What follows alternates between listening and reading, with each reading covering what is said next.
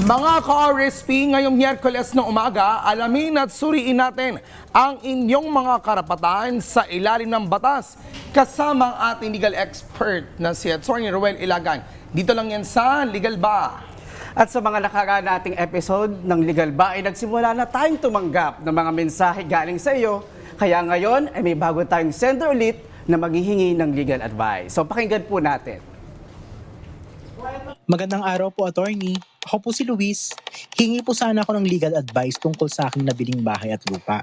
Sa loob po kasi ng halos 10 taon, ay nakatira po ang aking kamag-anak sa bahay ko dahil bilang pakikisama at tulong na rin. Pinatuloy ko sila habang wala pa silang matitirahan. Wala kaming pinirmahan na kahit anong kasulatan o kaya naman ay kontrata. Kaya ngayon, kailangan ko na gamitin yung bahay ay ayaw na po nilang umalis.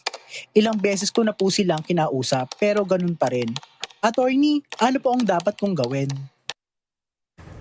Naku, talagang problema yan at talagang marami tayong mga kababayan talagang pinatitira ang ating mga kamag-anak sa mga bahay natin pag may-ari. Pero attorney, sa ganitong sitwasyon, meron bang batas na makapagpalaban sa karapatan ni Luis bilang may-ari ng bahay? Yes, kasi sa ilalim ng batas, kung ikaw may-ari ng bahay, may rights ka over your property. Madaming problema ganito, lalo na kung nagtatrabaho ka as OFW, bumili ka ng bahay dito, meron kang naging caretaker, yung kamag-anak mo, pinatira mo, ngayon bumalik ka na sa Pilipinas at kailangan mo na yung bahay, ang issue ngayon, ano mangyayari dun sa pinatira mo nun? Pwede mo na ba siyang paalisin sa bahay? At paano mo ito gagawin? Ito yung mga problema na kalimitan nating naririnig sa mga OFW at iba't ibang klase pa ng mga tao. So sa ilalim ng batas, mayroong karapatan yung owner ng property na paalisin yung tumitira dun sa bahay niya. Pero attorney, kahit walang kasulatan, ako tumira, itong kasama ni Luis o yung tumitira dun sa bahay mismo, ay inalagaan ko naman yung bahay mo nung wala ka. Hindi porket pinatira mo ko. Kung wala ako dyan, di baka maraming nanakaw dyan sa bahay mo. Paano kung gano'n naman yung maging side nung isang nakitira dun sa bahay? Yan yung kalimitan na sinasabi na kung wala siya, maaari yung bahay masira o mapasok ng kusino man. Pero lagi nating tatandaan, pinatira ka lang dyan dun sa bahay niya. Hindi ka ginawang may-ari ng bahay niyan. Kasi kung ikaw may-ari, of course, you can exercise your rights. Pero kung pinatira ka, inalaw ka by tolerance, so may karapatan yung owner na paalisin ka. Okay. So, anong pwedeng gawin ni Luis? Kasi ilang beses niyang kinausap ang mga ito pero hindi pa rin madaan sa usapan. Saan kaya siya pwede lumapit? Okay, although yung owner, meron siyang karapatan dun sa bahay niya, kailangan dumaan sa legal na proseso para paalisin sa bahay na tumitira. Hindi mo pwedeng paalisin agad, o kaya ipadlock mo, o kaya yung gamit niya, itapon mo sa labas, kasi you can be exposed to criminal liability. Halimbawa yung gamit, sinira mo, tapos tinapon mo sa labas, o kaya pinadlock mo yung bahay. Okay. Hindi yun legal Anong sa atin. kakaharapin niyang kaso? Katulad na lang, for example, nagpaparenta ka ng bahay. Okay. Nagparenta Sige. ka ng bahay, hindi nagbayad yung lessee mo, di ba? Isang taon hindi nagbabayad. So, ano bang pwede mong gawin? Pwede mo bang ipadlock na lang bahay? Pwede bang putulin yung kuryente? Kailangan may proseso. Magpa-file ka ngayon ng case. Unlawful detainer. Okay? Magpa-file ka ng case sa korte at may court order, saka siya i-demand na umalis dun sa bahay. Pero hindi mo siya pwedeng paalisin ng walang court order. Okay. So, regardless kung halimbawang ang isang nakatira doon, paano kung verbal agreement lang na halimbawa ay nakatira ka doon, sige, stay ka hanggang kailan mo gusto? Ito yung naman yung tinatawag na inallow mo by tolerance. Okay. By tolerance, kahit walang written agreement, verbal agreement, ganun din yung proseso. Kasi dun sa unlawful detainer, ibig sabihin nun, nung nagsimula siyang i-possess yung property, legal yon kasi pinayagan with consent or by contract, meaning may lease contract. Okay, tapos kailangan na ngayon ng may-ari yung bahay, ngayon paalisin mo na. Okay, so in that case, ang case is unlawful detainer, you file a case in court, and then yung court mag-issue ng court order demanding that person to vacate the property or premises. Balik na ako doon sa kanya, attorney, kasi bakit mo bibigyan ng criminal liability ang isang pinatira mo doon tapos kailangan mo itapon yung mga gamit niya because nagtapon ka ng gamit niya? Yes. But it's your property, it's your area. Na parang technically, parang nag-squat siya doon. una-una, tanda mo, you allow that person to possess the property Okay. with your consent.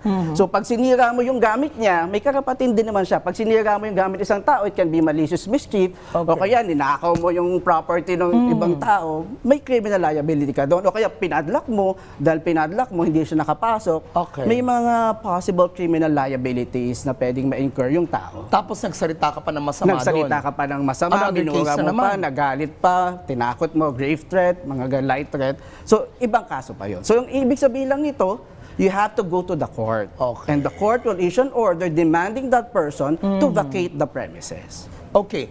Sa ganitong kaso, attorney, paano ang dapat gawin ni Luis, lalo na at wala silang napirmahan kasulatan o kontrata? Okay, dahil wala nga silang kasulatan na kumbaga halimbawa pinatira lang kita dito ng isang taon, dalawang taon, tatlong taon. So you have to go through the court process. Okay. Normally, pupunta ka muna sa barangay kasi pag-uusapin kayo, you will undergo conciliation.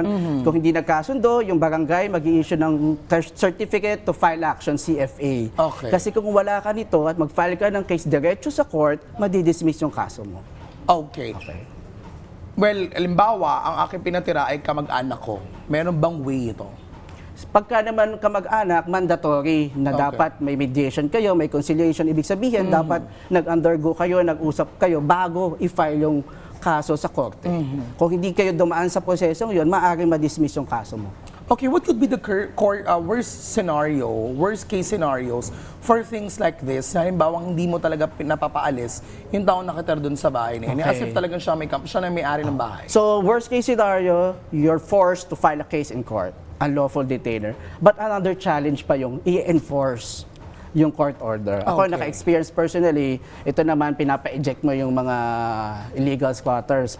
Kumbaga, same yun, kasi hindi mo na ina-allow to possess the property. That's another challenge, kasi mahirap magpaalis ng mga tao dun sa property. Okay. Kasi nangyari iba dyan, para bumili ng lupa dito sa Metro Manila, tapos meron silang parang bahay sa probinsya. Tama. Tapos, inayaan nila yung kamag-anak na tumira doon hanggang sa hindi na nila magamit yung lupa. Yes. Okay. Ano ang pwede mong advice sa ating mga ka-RSP attorney na nagpatira sa kanilang mga kamag-anak, o kaya sa kanilang kaibigan sa bahay at nahihiyang paalisin? Unang-una, kung ikaw nagpatira ka sa bahay o kahit, for example, meron kang lessee umuupa sa bahay mo.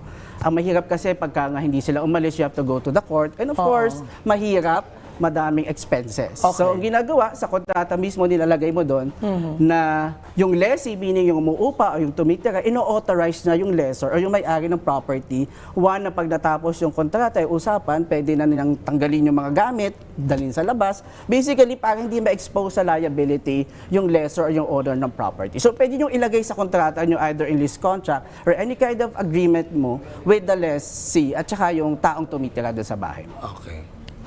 Ayan, attorney syempre, ano ba paalala natin sa ating mga ka-RSP? So mga ka-RSP, kapag kailangan nyo ng payo o malinaw na paliwanag sa usapin ng batas, magpadala lamang po kayo ng mensahe sa amin at isiguradong tatalakayan namin sa susunod na episode ng Legal Ba. Mahalaga talagang lagi may ebidensya ang bawat kasunduan, hindi lamang sa salita. Muli maraming salamat sa makabuluhang usapan at sa iyong oras at Attorney Ruel.